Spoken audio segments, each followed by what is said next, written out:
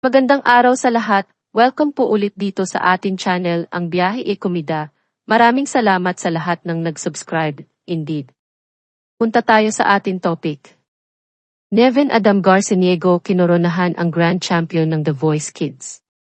4 na mahuhusay na young finalists ang nagtunggali para sa inaasam na titulo.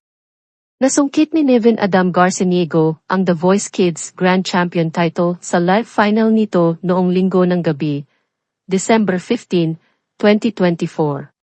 Ang batang singer mula sa Quezon City ay kabilang sa tropa ni Pablo, sa ilalim ng mentorship ni Pablo mula sa phenomenal Pinoy pop group na SB19. Hinila ni Nevin ang lahat ng mga hinto upang tapusin ang kanyang paglahok sa reality singing program sa isang malakas na tala. Naghatid siya ng isang malakas na rendisyon ng Filipino timeless classic na may bukas pa. Sapat na ang performance ni Nevin para masecure niya ang mas maraming boto sa online poll.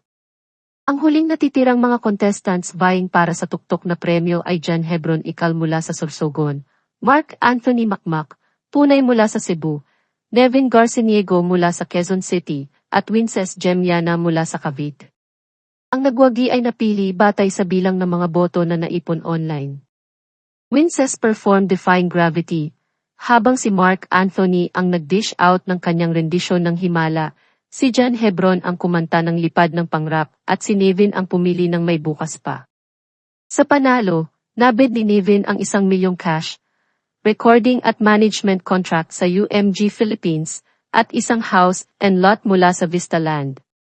Sina Julie Ann San Jose, Billy Crawford, Stel, at Pablo mula sa SB19 ang nagsilbing mentor ng mga batang singing contestants. Ngayon sa ika-6 na edisyon nito, ang The Voice Kids aired on September 15, 2024 on GMA 7. Si Nevin Garciniego mula sa tropa ni SB19 Pablo ang tinanghal na grand winner ng The Voice Kids kagabi. May payo kay Nevin ang kanyang coach Pablo sa kanyang pagkapanalo. Yan ang unang chika ni Nelson Canlas. Unang sumabak sa biritan ang pambato ni Billy Crawford na si Winces Yana. Sumunod naman ang alaga ni Coach Julie Ann San Jose na si Makmak Punay.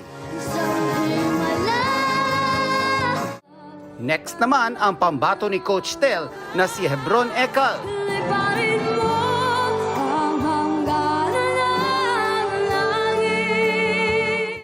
And finally, ang minentor ni Pablo ng SB19 na si Nevin Garciniego.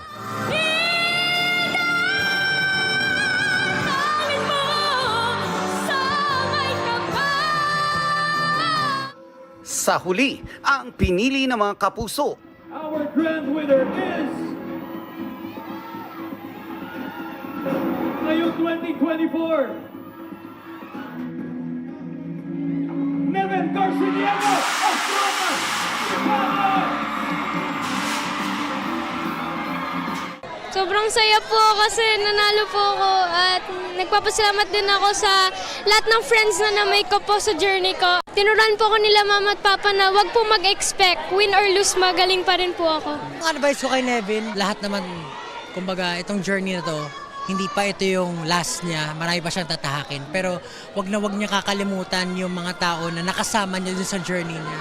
Kahit gaano kataas yung maabot niya, talagang kailangan maalala niya kung saan siya nanggaling. Wag niya kakalimutan.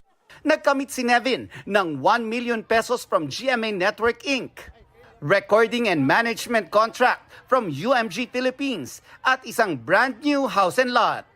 At yan ang ating latest showbiz chika update for today. Huwag kalimutan mag-subscribe, click the notification bell for more showbiz chika updates, like and share the video at pakisuportahan po ang ating Facebook page. Maraming salamat sa lahat ng nag-subscribe, indeed. Magandang buhay sa lahat, paalam.